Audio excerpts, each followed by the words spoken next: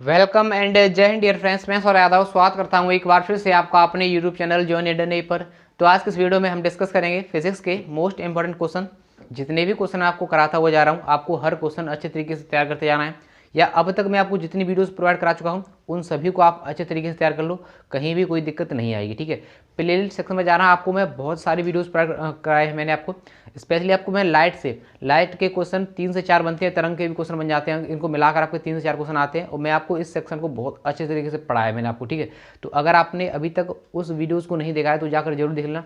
Playlist section पर आपको व्यतिकरण, प्रकाश का अपवर्तन, प्रकाश का परावर्तन, प्रजो, ये सीक्वेंस में से वीडियोस मिल जाएंगी। अच्छे तरीके से इनको देख लेना। ठीक है, अगर आपने अभी तक ई बुक परचेज नहीं किया है तो लिंक डिस्क्रिप्शन में पड़ा हुआ है, जाकर परचेज कर लो। बेस्ट ई बुक है भाई साहब। अगर फिजिक्स का अगर थ्योरेटिकल क्वेश्चन आने वाला है तो वहीं से आएगा। ठीक है, इस बात की मैं गारंटी लेता हूँ। बहुत अच्छी ई बुक आपके लिए तैयार की है, तो उसे जाकर परचेज जरूर कर लेना। डिस्क्रिप्शन में लिंक पड़ा हुआ है। तो देखो, आज का फर्स्ट क्वेश्चन आपको क्या बोल रहा है। 20 ओम प्रतिरोध वाले किसी बंद परिपथ में, एक कोई 20 ओम का प्रतिरोध है, जिस परिपथ है, चुंबकीय फ्लक्स समय के साथ निम्न समीकरण के अनुसार दी जाती है। कौन सा समीकरण? ये समीकरण है कि 5/5t² माइनस के 4t प्लस के 10 प्रेरित धारा का मान 0.5 सेकंड के बाद आपको पूछा रहा है। प्रेरित धारा होती है सर आपकी, प्रेरित धारा यानी कि I बराबर E/R। ई क्या होता है सर आपका? वैद्युत वाहक बल। वैद्युत वाहक बल क्या होता है सर आपका कि ई बराबर माइनस का delta phi upon delta T. आपको अच्छे तरीके से पता है क्या है, फेराडे का प्रथम नियम है। माइनस तो दिशा बताने के लिए होता है। ठीक है, D phi upon D T. D phi upon D T का मतलब क्या है कि फाई का टी के सापेक्ष अवकलन। तो फाई का समीकरण हमें दे रखा है, टी के सापेक्ष अवकलन में कर सकता हूँ। क्या हो जाएगा आपका 10t माइनस का 4। टी बराबर 5 सेकंड पर पूछ रहा है तो यार 0.5 सेकंड बोल रहा है, तो मैं आपको यहाँ पर 5 सेकंड रखूंगा। कितना? तो कितना आएगा सर मेरा यहाँ से आएगा 5 बराबर कितना आएगा, D phi over D T आएगा सर आपका 1। कितना आएगा? 1। तो जब मैं यहाँ रखूंगा यानी कि 1/r का वैल्यू कितना दे रहा है सर आपको 20 ओम। तो जब मैं 1 में 20 का भाग लगाऊंगा तो आंसर आएगा मेरा 0.05 एम्पियर। तो ऑप्शन नंबर जो सी है आपका करेक्ट आंसर हो जाएगा। ठीक है, अच्छे क्वेश्चन है। वीडियो को लाइक और शेयर जरूर किया करो, जिससे हमें मोटिवेशन मिलता है। ठीक है, बेस्ट क्वेश्चन कलेक्शन है। चलते हैं नेक्स्ट क्वेश्चन की ओर। तो देखो, आपका नेक्स्ट क्वेश्चन है, क्या बोल रहा है, किसी चुंबकीय क्षेत्र के समांतर रखी चुंबकीय सुई। चुंबकीय क्षेत्र के समांतर एक चुंबकीय सुई रखी हुई है। सुई को 60 डिग्री घुमाने में डब्ल्यू कार्य करना पड़ता है। उस सुई को 60 डिग्री तक घुमाने में आपको डब्ल्यू कार्य करना पड़ रहा है। इस स्थिति में सुई को बनाए रखने के लिए आवश्यक बल आघूर्ण, इसी स्थिति में सुई को बनाए रखने के लिए आवश्यक बल आघूर्ण का मान आपको पूछा जा रहा है। आपको पता है कि बल आघूर्ण क्या होता है आपका, टाउ बराबर M B sine theta. Tau बराबर एम बी साइन थीटा इतना होता है, आपको ये पता है। अब सर यहाँ पर थीटा तो आपको दे रखा है कि साइन थीटा मान कितना है सर आपका 60 डिग्री है, लेकिन एम बी कहाँ से लाओगे? तो एम बी निकालने के लिए उसे दे रखा है कि उतना घुमाने में आपको वर्क डन किया जा रहा है डब्ल्यू। तो डब्ल्यू बराबर क्या होता है सर आपका?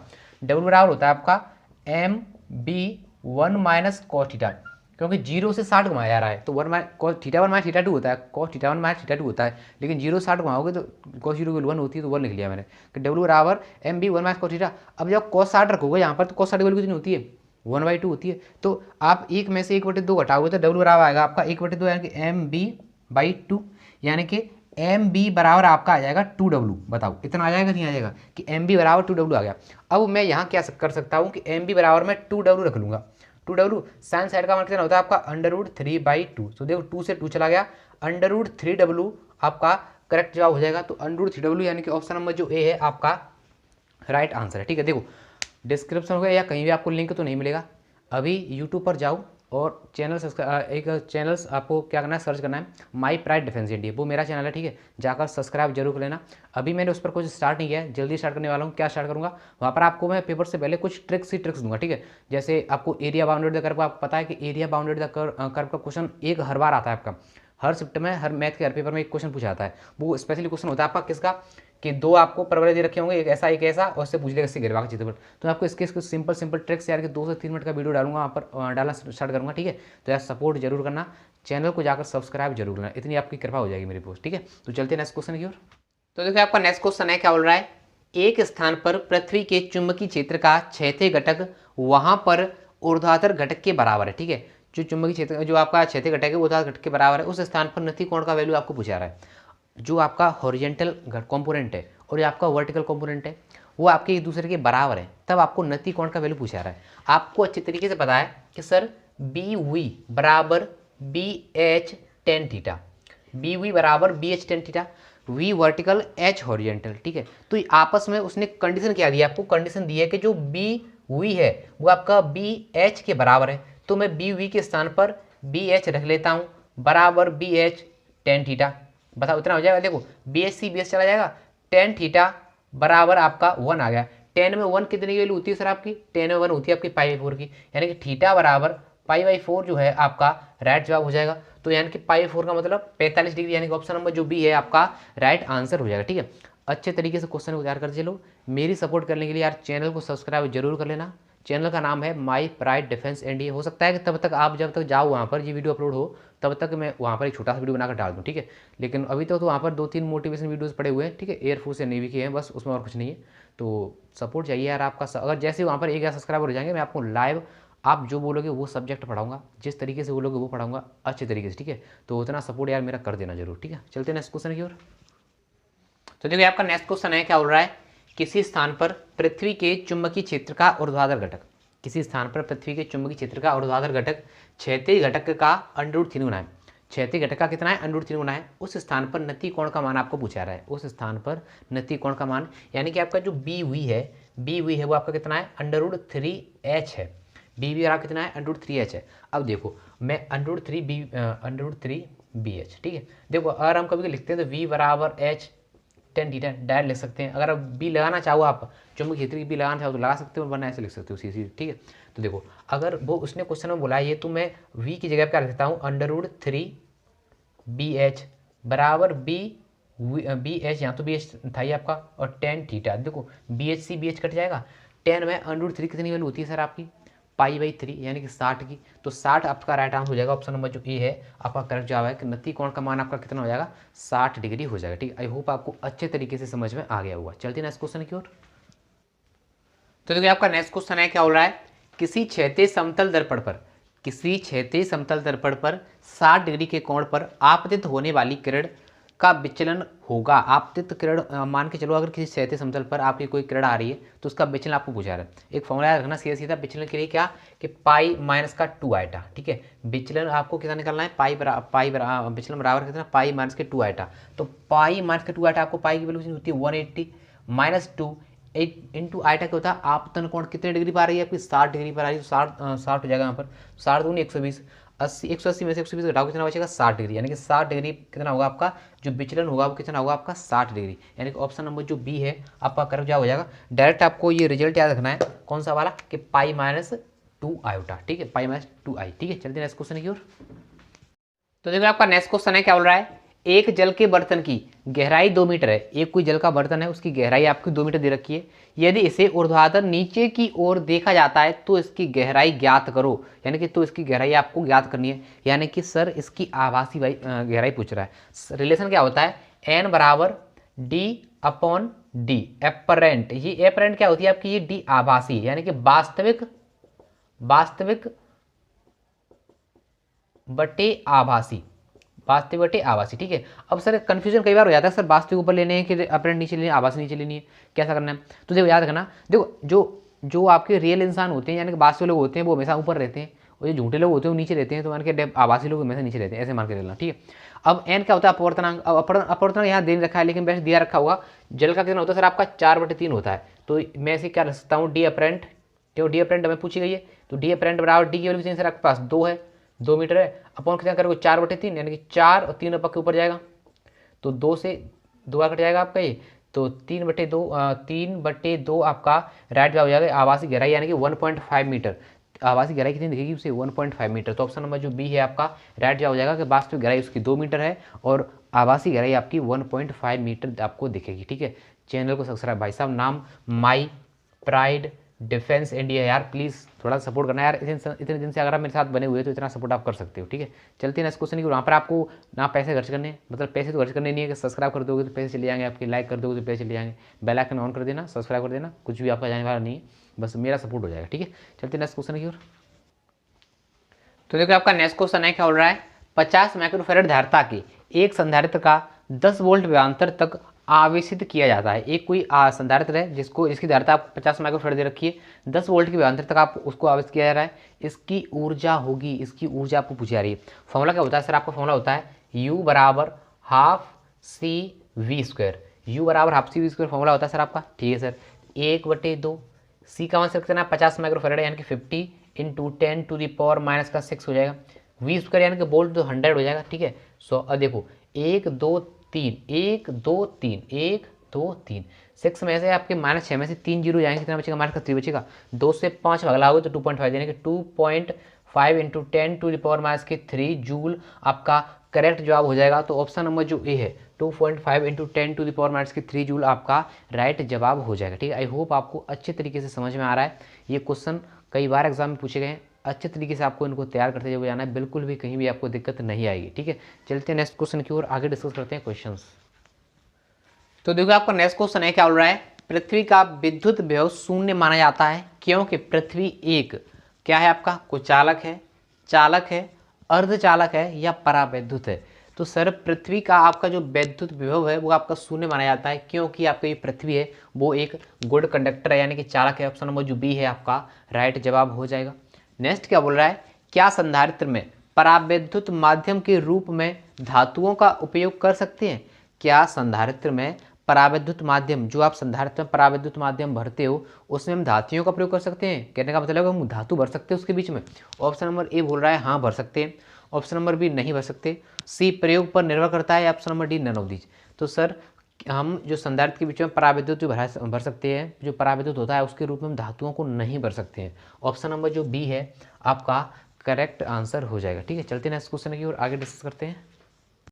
तो देखो आपका नेक्स्ट क्वेश्चन है क्या बोल रहा है, निम्नलिखित में से ताप बढ़ाने पर किसका प्रतिरोध घटता है। किसका प्रतिरोध ताप बढ़ाने पर घटता है आपको ये बताना है, ठीक है। तो देखो ऑप्शन नंबर ए बोला है तांबा, ऑप्शन नंबर बी बोला है टंगस्टन, सी जर्मेनियम, डी एल्यूमिनियम। देखो ताप बढ़ाने पर प्रतिरोध का घटना, प्रतिरोध है क्या आपका धारा के मार्ग में डाली गई रुकावट। तो ये ताप बढ़ाओगे तो धारा ज़्यादा बहेगी, ठीक है। ताप बढ़ाओगे तो आपका प्रतिरोध कम होगा तो धारा ज़्यादा बहेगी। ऐसा किसमें होता है, ऐसा होता है आपके किसमें अर्धचालक। अर्धचालक क्या होता है जर्मेनियम और सिलिकॉन। तो आपको इसमें कहाँ दिख रहा है, क्या दिख रहा है यहाँ पर आपको जर्मेनियम। तो जर्मेनियम आपका राइट आंसर हो जाएगा। ऑप्शन नंबर जो सी है आपका करेक्ट आंसर हो जाएगा, ठीक है। आई होप आपको समझ में आ गया होगा। नेक्स्ट क्या बोल रहा है, अतिचालक पदार्थ की चालकता होती है। अतिचालक पदार्थ भाई उसका नाम ही तभी अतिचालक पड़ा है जब वो कैसा अतिचालक पदार्थ, उसकी चालकता कैसी है सर, उसकी चालकता कैसी है, अनंत है। ऑप्शन नंबर जो ए है आपका राइट जवाब है कि अतिचालक पदार्थ, चालक का मतलब उसकी चालकता ज़्यादा है, कितनी ज़्यादा है कि इसकी अनंत है, चालकता कितनी इसकी अनंत है, तभी इसका नाम क्या पड़ा है अतिचालक, ठीक है। चलते हैं नेक्स्ट क्वेश्चन की ओर, आगे डिस्कस करते हैं क्वेश्चंस। तो देखिए आपका क्वेश्चन है क्या बोल रहा है, साइक्लोट्रॉन में आवेशित कण की कोणीय आवृत्ति निर्भर नहीं करती। ध्यान देना वो पूछ रहा है निर्भर नहीं करती। जो आपका साइक्लोट्रॉन है उसमें कोणीय आवृत्ति आपकी निर्भर नहीं करती किस पर, द्रव्यमान पर, चाल पर, आवेश पर या चुंबकीय क्षेत्र पर। तो सर वो निर्भर नहीं करती आपकी किस पर, चाल पर। ऑप्शन नंबर जो बी है आपका 12 का ऑप्शन नंबर बी है आपका राइट जवाब हो जाएगा। नेक्स्ट क्या बोल रहा है, यदि किसी कमानी में धारा प्रवाहित की जाए, यानी कि किसी स्प्रिंग में आपकी धारा प्रवाहित की जा रही है तो कमानी संकुचित होती है, फैलती है, दोलन गति करती है या अपरिवर्तित रहती है। तो सर जो आपकी स्प्रिंग है वो क्या करती है आपकी संकुचित हो जाती है। ऑप्शन नंबर जो ए है, ऑप्शन नंबर जो ए है आपका राइट आंसर हो जाएगा। आई होप आपको अच्छे तरीके से समझ में आ गया होगा, ठीक है। चलते हैं नेक्स्ट क्वेश्चन की ओर। तो देखो आपका नेक्स्ट क्वेश्चन है क्या बोल रहा है, निम्न में से कौन से पदार्थ के चुंबक नहीं बनाई जा सकती। किसकी चुंबक नहीं बनाई जा सकती। अब देखो ऑप्शन नंबर ए बोल रहा है लोहा, ऑप्शन नंबर बी बोल रहा है निकेल, सी तांबा और डी सभी। तो देखो सर आपकी जो लोहा है उससे भी चुंबक बनती है, निकेल से भी चुंबक बनती है, ठीक है। और सभी तो ऑप्शन तब घट गया क्योंकि तांबे से नहीं बनती। ऑप्शन नंबर जो सी है वो पूछा है किस से नहीं बनती है, तो सभी हमारा इसलिए घट गया क्योंकि ये दोनों से बनती है, ठीक है। ऑप्शन नंबर जो सी है वही आपका राइट जवाब हो जाएगा कि जो चुंबक है वो आपकी किससे बनती है, आपकी तांबे से नहीं बनती है। वो पूछ रहा था नहीं बनती है, तो चुंबक आपकी तांबे से नहीं बनती है, ठीक है। नेक्स्ट क्या बोल रहा है, निम्न में से कौन सा पदार्थ विद्युत चुंबक के लिए सबसे अधिक उपयुक्त है। कौन सा पदार्थ विद्युत चुंबक के लिए सबसे ज़्यादा आपको उपयुक्त है, आपको वो बताना है। नर्म लोहा, स्टील, हवा या नवनदीज। तो जो निम्न में से आपका वो पदार्थ है जो सबसे अधिक उपयुक्त है किसके लिए, विद्युत चुंबक के लिए, वो क्या है आपका नर्म लोहा। ऑप्शन नंबर जो ए है, नर्म लोहे का प्रयोग आपका सबसे ज़्यादा किया जाता है विद्युत चुंबक बनाने में, ठीक है। आई होप आपको समझ में आ गया होगा। चलते नेक्स्ट क्वेश्चन की ओर। तो देखिए आपका नेक्स्ट क्वेश्चन है क्या बोल रहा है, एक रजरेखी चालक का स्वप्रेरकत्व होगा। एक रजरेखी चालक का आपको स्वप्रेरकत्व पूछा रहा है, शून्य होगा, बहुत ज़्यादा होगा, अनंत होगा या बहुत कम होगा? तो सर आपका एक ऋजुरेखीय चालक का जो स्वप्रेरकत्व होगा वो सर आपका 0 होगा। ऑप्शन नंबर जो ए है, ऑप्शन नंबर जो ए है, ध्यान रखना, ऋजुरेखीय चालक का आपको स्वप्रेरकत्व पूछा जाएगा, आंसर 0 ही लगाना, ठीक है। नेक्स्ट क्या बोल रहा है, भंवर धाराओं का उपयोग होता है, जो भंवर धाराएं हैं उनका उपयोग होता है आपका प्रेरण भट्टी में, विद्युत चुंबकीय ब्रेकों में, स्पीडोमीटर में या उपरोक्त सभी में? सर जो भंवर धाराएं होती हैं आपकी, भंवर धाराओं में आपका इसमें भी प्रयोग होता है, इसमें भी होता है, इसमें भी होता है, ऑप्शन नंबर डी, यानी कि उपरोक्त सभी में आपका भंवर धाराओं का उपयोग होता है, ठीक है। आई होप आपको अच्छी तरीके से समझ में आ गया होगा, ठीक है। चैनल यार मत भूलना यार, सपोर्ट कर देना मेरे को, my pride defence NDA channel, my pride defence NDA, ठीक है। चलते हैं नेक्स्ट क्वेश्चन की ओर। तो देखो आपका नेक्स्ट क्वेश्चन है, क्या बोल रहा है, तारों के टिमटिमाने का कारण है, तारों के टिमटिमाने का कारण क्या है, ये पूछा रहा है आपसे। आई होप आपको ये पता होगा वैसे, ठीक है। विवर्तन है, परावर्तन है, अपवर्तन है या प्रकीर्णन है? तारों के टिमटिमाने का कारण क्या है? तो सर आप बता देना ठीक है, क्योंकि मुझे लगता है कि क्वेश्चन आपको पता होगा, आप बताना से। क्वेश्चन नंबर 18 का आंसर आपको देना है। नेक्स्ट क्या बोल रहा है, निकट दृष्टि दोष को दूर करने के लिए उपयोग में लाते हैं, ये भी बहुत आसान है यार। तो निकट दृष्टि दोष को उपयोग करने के लिए किसको उपयोग करते हैं? अवतल लेंस का। ऑप्शन नंबर जो बी है आपका राइट जवाब हो जाएगा। नेक्स्ट क्या बोल रहा है, कांच से वायु में प्रवेश करते हुए प्रकाश का किस रंग के क्रांतिक कोण न्यूनतम होगा? न्यूनतम आपको पूछ रहा है, किस लिए न्यूनतम होता है? बैंगनी के लिए, पीले के लिए, हरे के लिए, लाल के लिए? तो किसके लिए क्रांतिक कोण, कौन सा कोण सर आपका क्रांतिक कोण न्यूनतम पूछ रहा है? तो ऑप्शन नंबर जो डी है, बैंगनी रंग के लिए क्रांतिक कोण कैसा होता है आपका? न्यूनतम होता है, ठीक है। चलते हैं नेक्स्ट क्वेश्चन की ओर, आगे डिस्कस करते हैं क्वेश्चंस। तो देखिए आपका नेक्स्ट क्वेश्चन है, क्या बोल रहा है, द्वितीय तरंगिकाओं की कल्पना सर्वप्रथम दी थी, किसने दी थी आपको ये पूछ रहा है? न्यूटन ने, हाइगेंस ने, मैक्सवेल ने या फ्रेनल ने? आपको ये पूछा है कि द्वितीय तरंगिकाओं की जो संकल्पना थी वो आपकी किसने दी थी, ठीक है। तो द्वितीय तरंगिकाओं की संकल्पना थी वो आपकी दी थी किसने? हाइगेंस ने। ऑप्शन नंबर जो बी है आपका करेक्ट आंसर हो जाएगा। नेक्स्ट क्वेश्चन है, ये आपको क्या बोल रहा है, लैम्डा तरंगदैर्घ्य की दो एक बड़ी प्रकाश तरंगों में रचनात्मक व्यतिकरण के लिए पथांतर होना चाहिए, ठीक है। देखो आपके ये दो पॉइंट होते हैं, क्या होते हैं, एक उच्चष्ट हो या निम्नष्ट हो, ठीक है। तो रचनात्मक व्यतिकरण होगा आपका कहाँ पर होगा? एन लैम्डा पर, ठीक है। तो उनके बीच पथांतर होगा आपका एन लैम्डा। ऑप्शन नंबर जो सी है आपका वही राइट जवाब हो जाएगा, ठीक है। चलते हैं नेक्स्ट क्वेश्चन की ओर। तो देखो आपका नेक्स्ट क्वेश्चन है, क्या बोल रहा है, निम्न में से कौन सी राशि ऊर्जा का एक रूप है? ऊर्जा का एक रूप कौन सी राशि, आपको ये पूछा गया है? प्रकाश, दाब, संवेग या शक्ति? ठीक है सर। तो अगर आपने प्रकाश की डेफिनेशन पढ़ी है, ठीक है, प्रकाश की डेफिनेशन क्या होती है कि प्रकाश ऊर्जा का एक रूप है जिसके द्वारा हम विभिन्न वस्तुओं को देख सकते हैं, ठीक है। तो सर वही जो है क्या है? ऊर्जा का रूप है। ऑप्शन नंबर जो ए है, प्रकाश आपका ऊर्जा का ही एक रूप है, ठीक है। नेक्स्ट क्या बोल रहा है, समान ताप पर दो गेंदें टकराती हैं, क्या संरक्षित रहेगा? जब दो गेंदें आपस में टकराएंगी और जब उनका टेम्परेचर सेम हो तो क्या आपका संरक्षित रहेगा वहाँ पर? ताप, वेग, गतिज ऊर्जा या संवेग? तो उसका संरक्षित रहता है सर आपका संवेग। ऑप्शन नंबर जो डी है आपका करेक्ट जवाब हो जाएगा, ठीक है। नेक्स्ट क्या बोल रहा है, एक पूर्ण अप्रत्याशित टक्कर के लिए निष्कृति गुणांक ई का मान आपको पूछा जा रहा है कि अप्रत्याशित टक्कर के लिए ई बराबर कितना होता है सर आपको? तो अप्रत्याशित टक्कर के लिए ई बराबर कितना होता है सर आपका? 0 होता है। ऑप्शन नंबर जो बी है आपका करेक्ट जवाब हो जाएगा, ठीक है। आई होप आपको समझ में आ गया होगा। चलते हैं नेक्स्ट क्वेश्चन की ओर। तो देखिए आपका नेक्स्ट क्वेश्चन है, क्या बोल रहा है, नाभिकीय रिएक्टर में नियंत्रित छड़ें होती हैं, वो किसकी होती हैं? जो नाभिकीय रिएक्टर में जो नियंत्रण करती हैं, वो नियंत्रित करने वाली छड़ें होती हैं, वो किस चीज़ की बनी होती हैं? आपको ये पूछ रहा है, यूरेनियम की, कैडमियम की, ग्रेफाइट की या प्लेटिनम की? तो ग्रेफाइट में और कैडमियम में कन्फ्यूजन ज़्यादा होता है, तो ध्यान रखना जो आपकी नियंत्रक छड़ें होती हैं वो आपकी कैडमियम की होती हैं। ऑप्शन नंबर जो बी है आपका राइट जवाब हो जाएगा, ठीक है। अगर पूछे भारी जल का उपयोग किया जाता है तो वो भी मंदन क्रिया में किया जाता है, वो भी नियंत्रक क्रिया में किया जाता है, लेकिन छड़ की बात आती है तो छड़ उपयोग की होती है आपकी कैडमियम की, ठीक है। नेक्स्ट क्या पूछ रहा है, परमाणु बम का विस्फोटन निम्न में से किस कारण से होता है? परमाणु बम का विस्फोटन किसके कारण होता है? ना आपके विखंडन के कारण, संलयन के कारण, प्रकीर्णन के कारण या तापानिक उत्सर्जन के कारण? तो सर जो विस्फोटक होता है, परमाणु बम का जो विस्फोट होता है सर आपका वो होता है नाभिकीय विखंडन के कारण। अगर यही बात हाइड्रोजन बम की आती तो नाभिकीय संलयन आंसर होता। सूर्य से प्रकाश आता है वो किसका आंसर होता है? वो आपका क्या होता है? वो भी आपका नाभिकीय संलयन ही होता है, ठीक है। लेकिन जब आप परमाणु बम की बात करते हो तो नाभिकीय विखंडन आपका राइट जवाब हो जाएगा, ठीक है। आई होप आपको समझ में आ गया होगा। चलते हैं नेक्स्ट क्वेश्चन की ओर। तो देखो आपका नेक्स्ट क्वेश्चन है, क्या बोल रहा है, निम्न में से किसकी रचना विद्युत चुंबकीय प्रेरण के आधार पर की जाती है? विद्युत चुंबकीय प्रेरण के आधार पर किसकी आपकी जो रचना है वो की जाती है, ठीक है। धारामापी की, विद्युत मोटर की, जनरेटर की या वोल्ट मीटर की? ठीक है। तो सर जो विद्युत चुंबकीय प्रेरण के आधार पर जो आपकी रचना की जाती है वो की जाती है आपकी जनरेटर की। ऑप्शन नंबर जो सी है आपका राइट आंसर हो जाएगा। नेक्स्ट क्या बोल रहा है, पी प्रकार के अर्धचालकों में बहुसंख्यक वाहक, बहुसंख्यक आवेश वाहक है पी प्रकार के में। अगर एन प्रकार के पूछता है तो बहुसंख्यक होते हैं आपके इलेक्ट्रॉन, पी प्रकार में बहुसंख्यक होते हैं आपके होल। तो ऑप्शन नंबर जो डी है आपका ये राइट आंसर हो जाएगा पी प्रकार के में, ठीक है। और नेक्स्ट क्या बोल रहा है, विद्युत चुंबकीय तरंगों के द्वारा संचरित नहीं होती, क्या संचरित नहीं होती आपकी, ऊर्जा, आवेश, संवेग या आपका क्या है आपका सदिश है, क्या है आपका ये पता नहीं कुछ, बट इसका करेक्ट आंसर क्या था आपका आवेश, ठीक है। कि विद्युत चुंबकीय तरंगों के द्वारा संचरित नहीं होता, आपका आवेश संचरित नहीं होता। ऑप्शन नंबर जो बी है आपका राइट आंसर हो जाएगा, ठीक है। जो क्वेश्चन आपको करा रहा हूँ यार उनको तैयार कुछ तरीके से।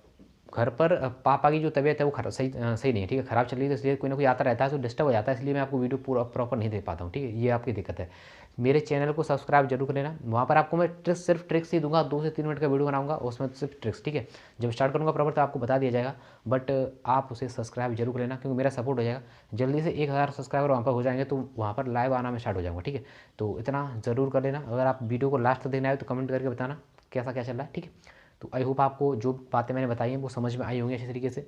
मैं मिलूंगा आपको नेक्स्ट वीडियो में। चैनल को सब्सक्राइब करना मत भूलना। नाम माई प्राइड डिफेंस एनडीए। थोड़ा सा लोगो लग रहा है, 2-3 वीडियोस पड़े हुए हैं उस पर, ठीक है। मेरा कोई वीडियो नहीं मिलेगा आपको, मोटिवेशन वीडियो पड़े हुए हैं 2-3, ठीक है। तो टेक केयर, बाय गाइस।